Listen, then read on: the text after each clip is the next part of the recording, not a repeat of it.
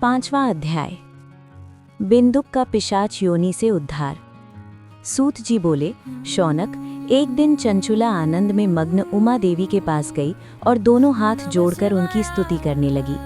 चंचुला बोली, हे गिरिराज नंदिनी, स्कंद माता उमा, आप सभी मनुष्यों एवं देवताओं द्वारा पूज्य तथा समस्त सुखों को देने वाली हैं। आप शंभु प्रिया हैं, आप ही सगुणा और निर्गुणा हैं। हे सच्चिदानंद स्वरूपिणी, आप ही प्रकृति की पोषक हैं। हे माता, आप ही संसार की सृष्टि, पालन और संहार करने वाली हैं। आप ही ब्रह्मा, विष्णु और महेश को उत्तम प्रतिष्ठा देने वाली परम शक्ति हैं। सूत जी कहते हैं, शौनक, सद्गति प्राप्त चंचुला इस प्रकार देवी की स्तुति कर शांत हो गई। उसकी आंखों में प्रेम के आंसू उमड़ आए। तब शंकर प्रिया भक्त वत्सला उमा देवी ने बड़े प्रेम से चंचुला को चुप कराते हुए कहा, सखी चंचुला, मैं तुम्हारी स्तुति से प्रसन्न हूँ। बोलो, क्या वर मांगती हो?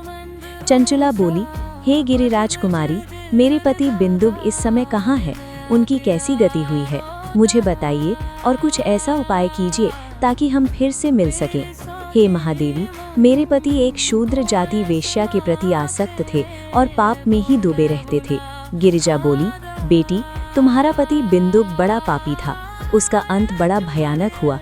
वेश्या का उपभोग करने के कारण वह मूर्ख नरक में अनेक वर्षों तक अनेक प्रकार के दुख भोग कर अब शेष पाप को भोगने के लिए विंध्य पर्वत पर पिशाच की योनि में रह रहा है।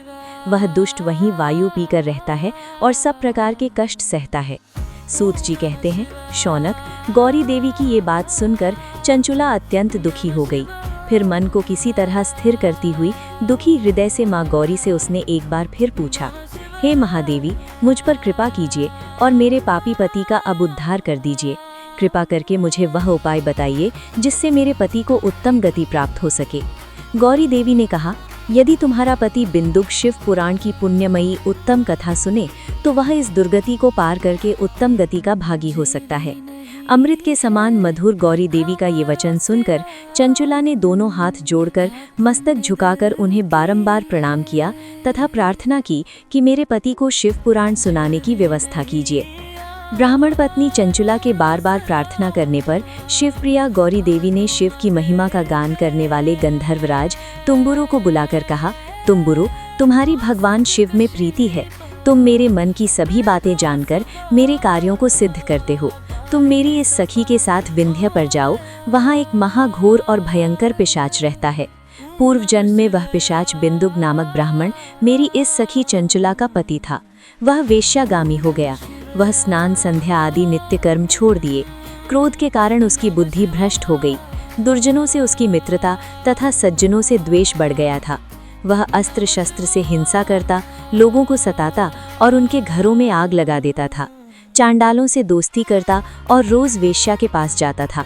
पत्नी को त्याग कर दुष्ट लोगों से दोस्ती कर उन्हीं के संपर्क में रहता था। वह मृत्यु तक दुराचार में फंसा रहा। मृत्यु के बाद उसे पापियों के भोग स्थान यमपुर ले जाया गया।